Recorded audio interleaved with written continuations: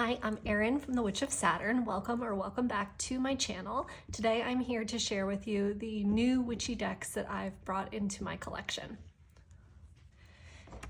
This first deck is a Disney deck. It's Hocus Pocus, and I was so excited to get this deck. It's by Insight Editions. For a mass market deck, this actually has what I consider to be like really good cardstock.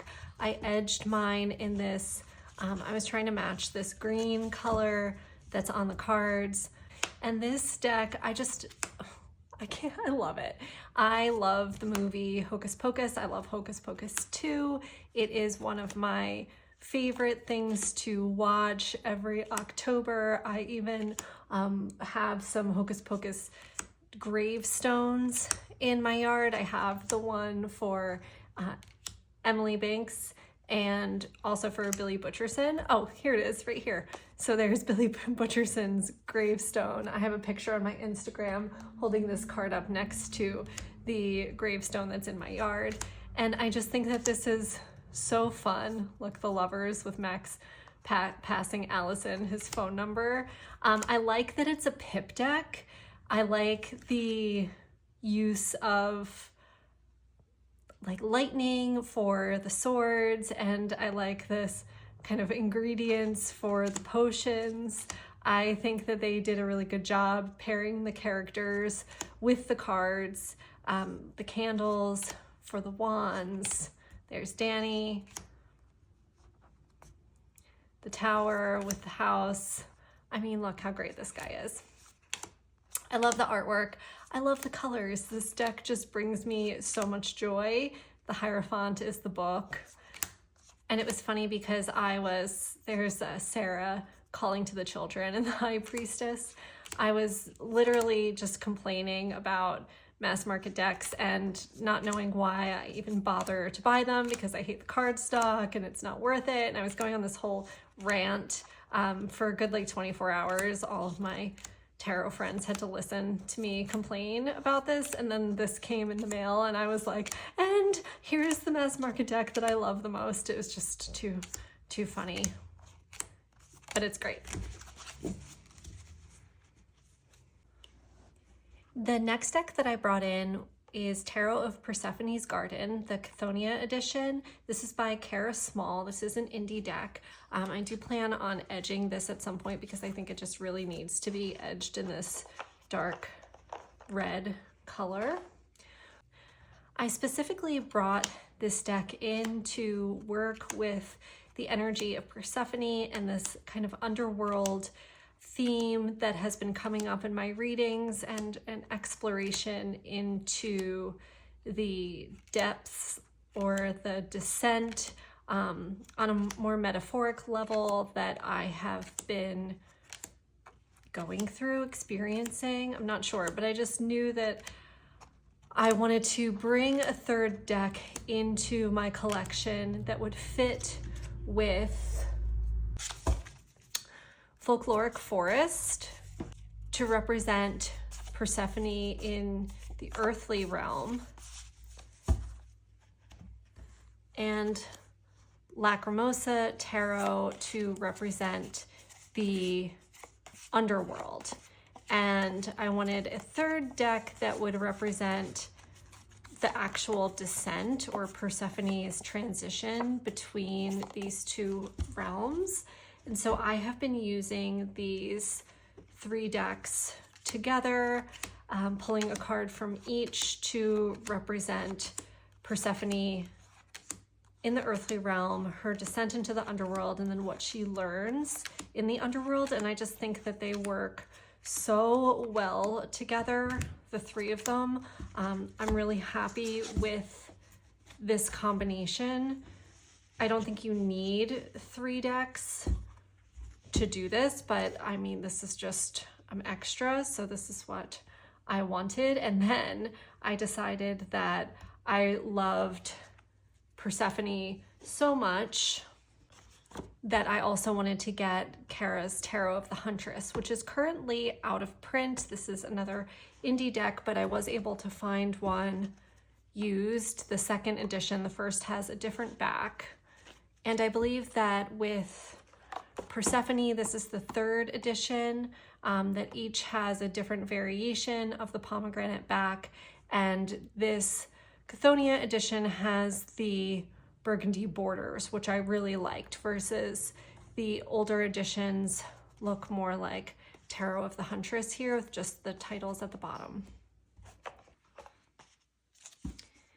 But so both Tarot of Persephone's Garden and Tarot of the Huntress, I feel, fit into the goddess category of my witchy collection. I was also playing around with including Tarot of the Huntress in with the other 3 decks, which I do really like. And I also enjoy using Tarot of the Huntress with Folkloric Forest to say, what am I hunting, right? Have Tarot of the Huntress represent the actual huntress, and then in what forest am I hunting, having Folkloric Forest represent the landscape, the forest in which the hunt is occurring. I'm looking for one specific card here. Like this. I mean, I really could have bought the deck all just based on this card, the Witch, which is the Magician, which I just think might be my favorite Magician card ever. I think that both decks are just so stunning.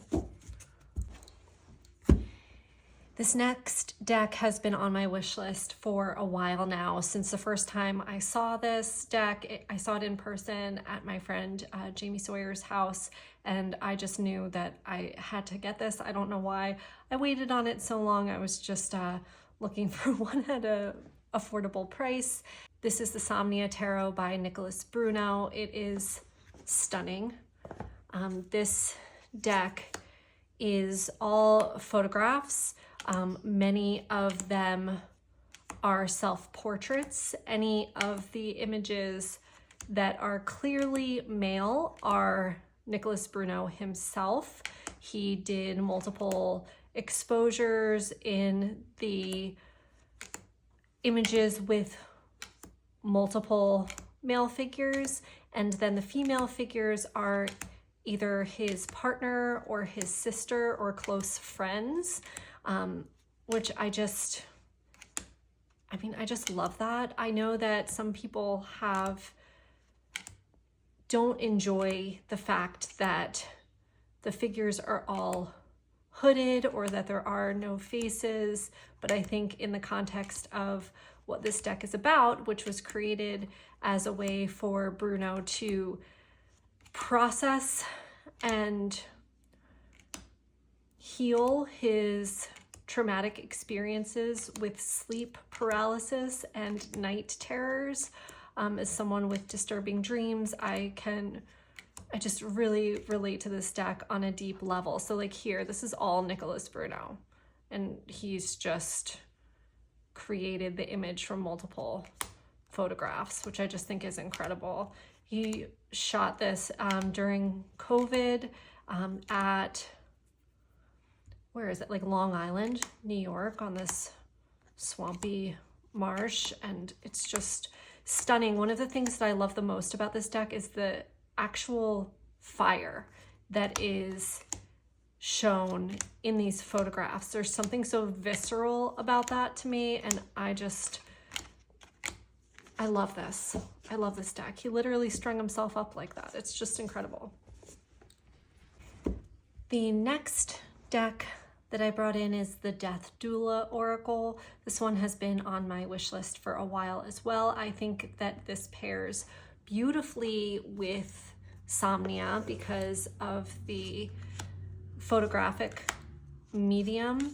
I love that this oracle is really working with that essence of transitioning, of being a death doula, a guide or companion to help assist in the journey and process of moving from life to death, both literally and figuratively. I think that the key words in this oracle are so wonderful to work with. I'm really enjoying this, although I do feel as though it calls out some things that are very personal for me. There's been a lot of spreads that I've done with this that I just haven't been able to share on social media. It just feels a little too raw. So I think that this deck really does its job in that way of being able to work with those darker shadow places within us. There's the shadow. This next book and oracle set I saw on, I think it was Sylvan's Way, a video of her witchy decks, and this was featured in it, and I,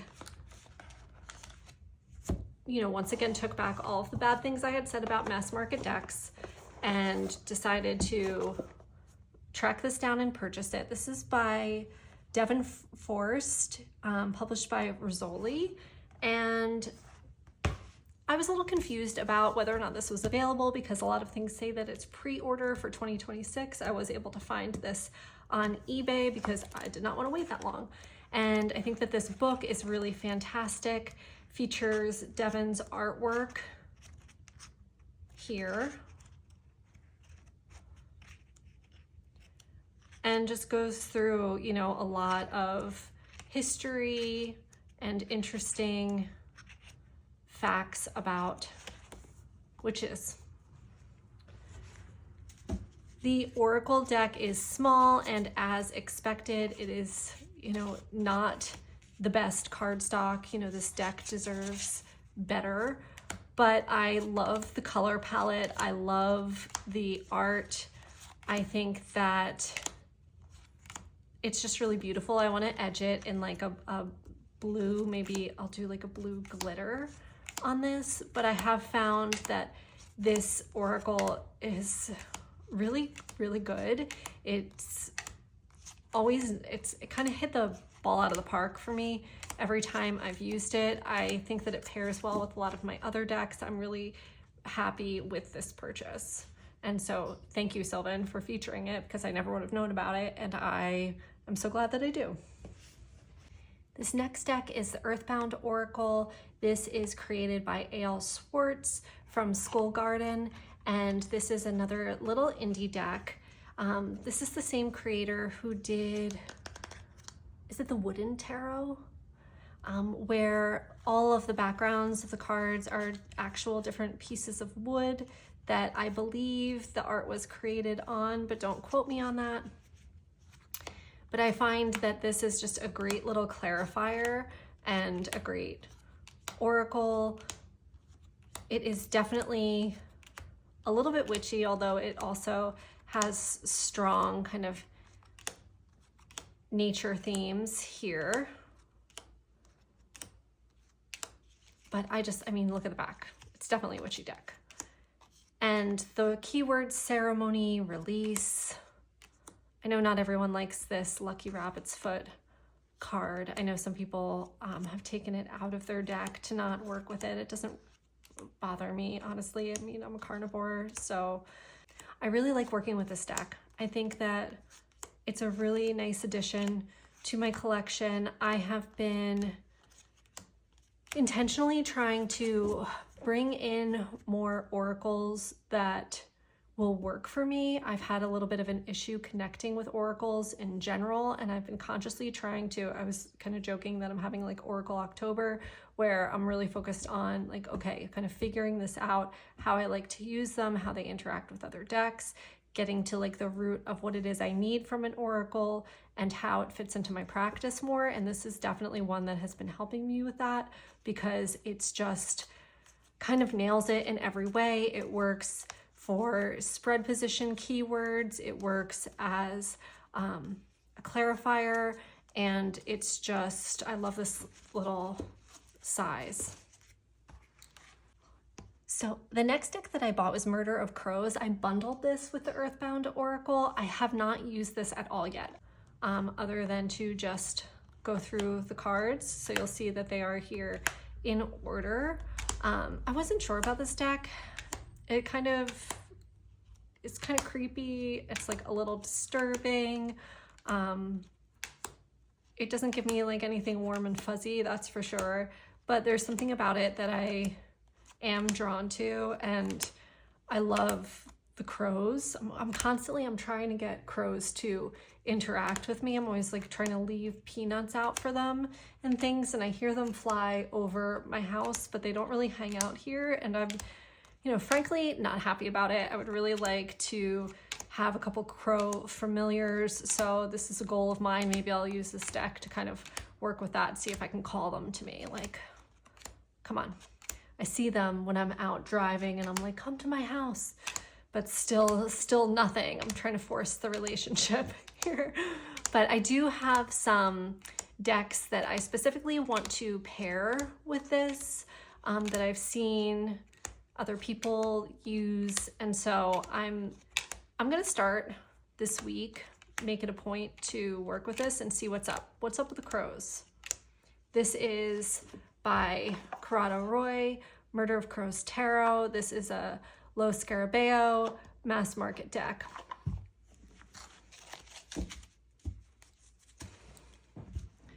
Okay, next we have the Dark Damsel Oracle. I know that this is out of print, but I did find that the creator still had the version up on, it's not on MPC, it's on print something. I don't remember the exact name, but one of those, you know, like print your own decks sites. And so the cardstock's not my favorite. I edged it in this purple glitter, which I think looks really good. But this is definitely a, like a crystal witchy type of oracle deck, like intuition, secret. I think that the artwork magic is just beautiful. I love the colors.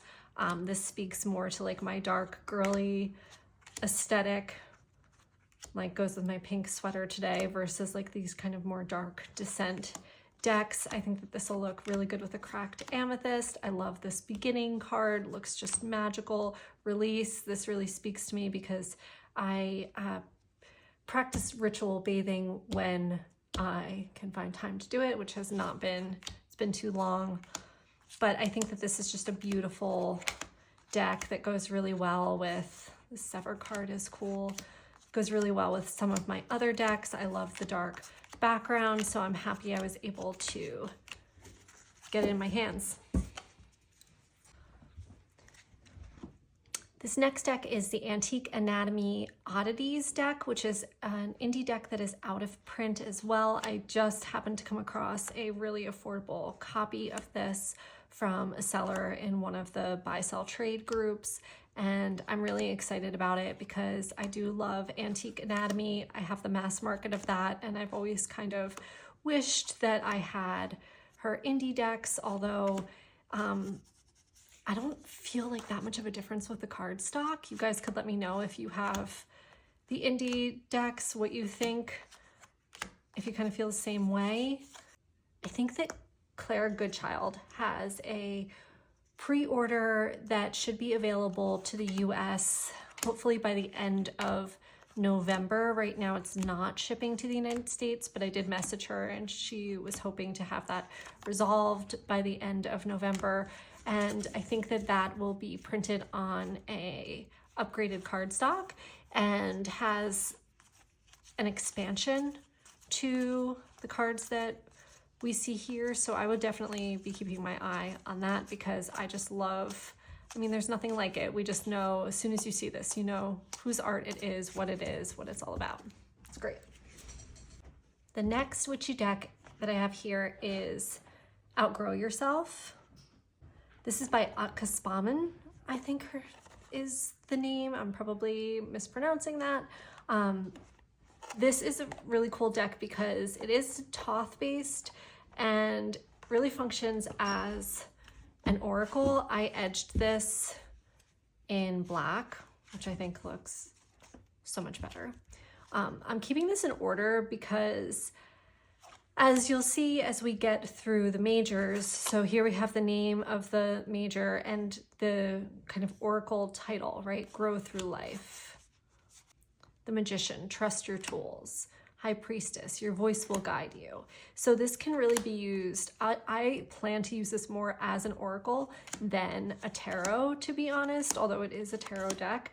But one of the things that I'm excited to do with this deck and to study with this deck is that once we get into the minors, there are no indications for what suit or card this is, right? So here we have the Two of Cups. There are no cups here. There's nothing in the image that would allow you to figure out which card this is, aside from the Hermetic title, right? Which Two of Cups is love. So I want to go through, and I've wanted to memorize these for some time now. So this is my project with this deck, which is why I'm gonna make sure I keep it in order. So I won't be using this in a traditional sense just yet until I kind of wrap my brain around which card is which. But it was actually in a conversation on Two of Mom's Deck Connectors Club where we were talking about discovering beauty, and Shanna D had mentioned that she really liked working with this deck. We had a conversation about it. I had been kind of back and forth on it and decided to go ahead and get it while it was still available, because I think it's been out for a while and it was not easy to find, but there were still a few copies on a Riffle and Times website if you're interested in that.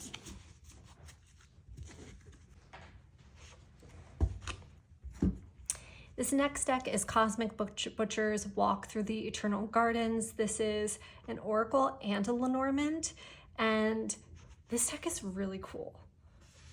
There are still, I think that the creator is getting down to the last few copies that are available. I did get this pre-loved. And so this has an entire Lenormand in the deck, which we see here in this kind of bright pinkish red colorway. Those are all of the Lenormand cards. And then there's also Oracle cards mixed in, and we have the astrology, the cards as well, that are broken out into the elements. And then there are cool words like scavenge, metamorphosis, earth, here's Virgo and Taurus that go with that, Pisces, mountain, spring, venom. I love the color palette on this black background. It just kind of fuses both of the worlds that I really like. This, you know, the darkness, but also these bright pops of color fused and mixed in with natural elements. It's just right in my wheelhouse. I'm really excited about this. I just paired this with the Lacrimosa Tarot. I thought they looked so good together. This is an Oracle I think I'm gonna get a lot of use out of, and I do like that there's so many cards in it and you really get a lot of bang for your buck with also being able to sort out the Lenormand cards and do specific Lenormand readings in that way too. I've got to edge this one as well. I don't know if I should do it in black or if I should do it in this like bright pink. What do you think? Okay. We have 2 decks left and I've saved the best for last. This deck came to me by accident.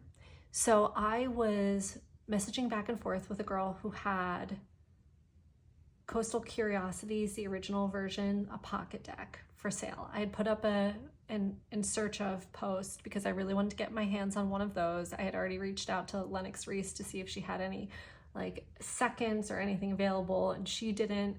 And after getting Coastal Curiosities, the Naturalist Edition, I just really also wanted to get the original one, and I liked that smaller pocket size. I was so happy that this girl had reached out to me about that, and we were going back and forth about some other decks that she had for sale. She was going to do a D-stash, but she never posted it, so she was sending me pictures of all of these decks.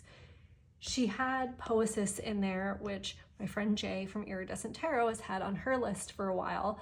So I was getting some information about Pocus from her, relaying it to Jay, seeing if she wanted it, blah, blah, blah, blah, which she ended up passing on this one. And so I had purchased the Pocket Coastal Curiosities from her, along with Walk Through Eternal Gardens. Great. So my package comes and Pocus is in there. And I was like, oh, you sent the wrong deck. We went back and forth about what to do about it. She was like, can you send it back once I mail this one out? Blah, blah, blah. In the meantime, I was like, well, let me play around with this while it's here and see if I like it. And let me tell you, I have never felt more of an instant connection to a deck except for the one that's yet to come. But right away, I was like, I love this deck. This deck is, look at this magic card. Incredible. It is the best clarifier I've ever used.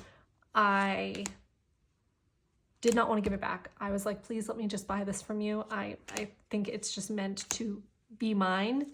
You accidentally sent it to me. I don't think it was an accident at all. And I'm really glad that she let me do that, because I know she was kind of on the fence about whether or not she even wanted to sell it, and she kind of just wanted me to ship it back. But when I explained how much I really felt this instant connection to it, she let me keep it. So, well, let me buy it.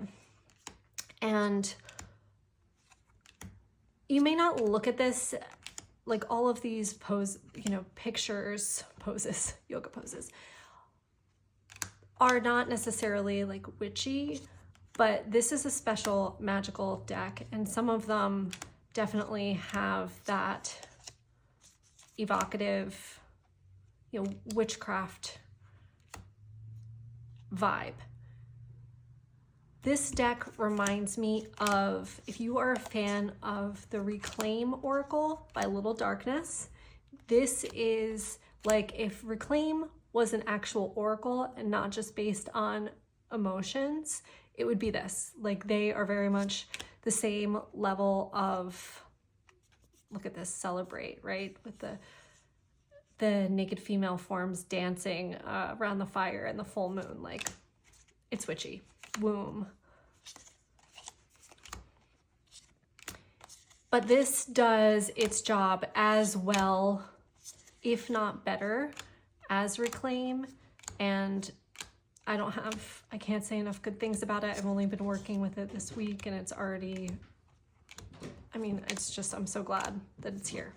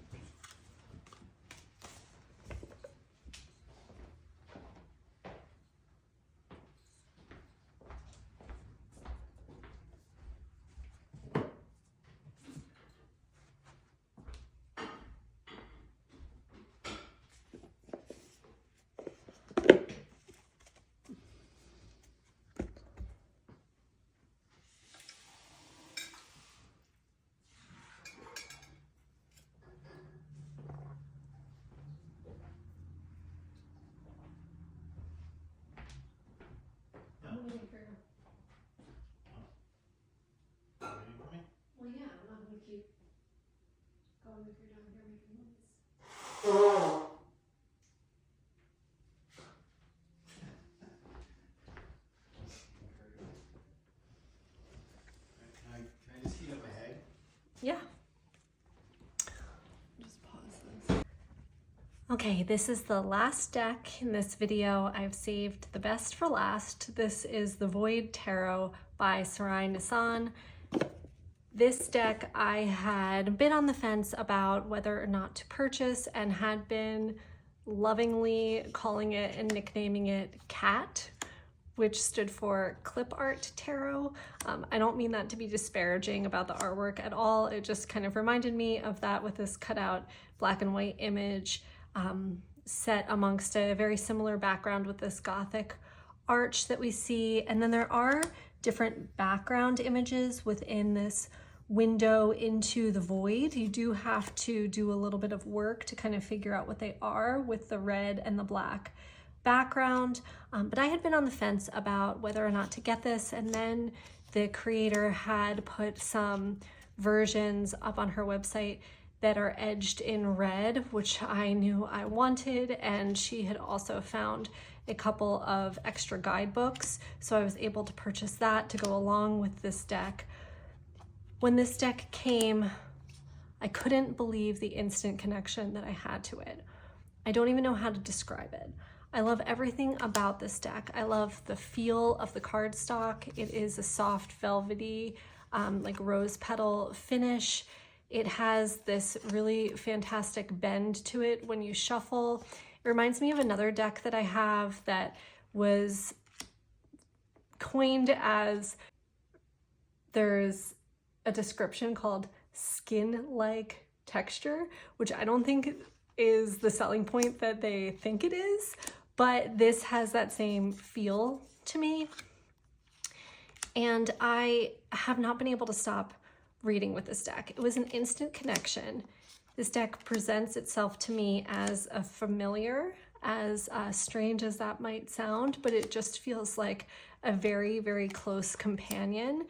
It reads so well for me. Some of the things that it's communicated to me have just been really profound and powerful, and I have read with it every day since I got it, sometimes multiple times a day. I honestly can't stop reading with it, spending time with it, thinking about it. It's just absolutely been such a surprise and blown me away.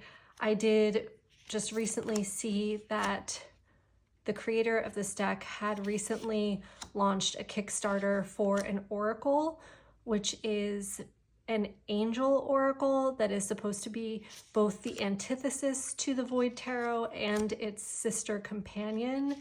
I felt like my stomach dropped when I realized that the campaign had ended just a few weeks ago and I missed it, but luckily it was, at this point of filming, still open for late pledges. So I was so happy to be able to get in on that because there's something so special about this deck. If you watch Racine Owl Moon 13, as many of us do, she speaks about this deck often. I have similar taste to the decks that she likes, which is how it got on my radar to begin with. But I did kind of wonder if she was, over exaggerating the connection with this deck. And when I got it in my hands, I was like, oh no, this is really, there's something so special about this, that it is right up there. It is right up there with Majestic Earth for me, as has quickly become one of my top 3 decks of all times. And I am so happy to have this in my collection and to be able to experience this connection and relationship with it. So that's it for my October Witchy deck haul. I know that was a lot. All of these decks will have a permanent rotation in my collection year-round because Witchy is just my identity and aesthetic, aside from Hocus Pocus, which will probably only come out to play around spooky season, Halloween. Everything else is just, will have a permanent place in my rotation. So thank you so much for watching. If you liked this video, please like and subscribe and comment to tell me what you thought about these decks, which ones you liked or didn't like, witchy decks in your collection that you think I would enjoy, or just stop by to say hi. I love to interact in the comments. Have a wonderful day and happy Halloween, happy Samhain, however you celebrate. This is, one of the best times of the year. So have a great day.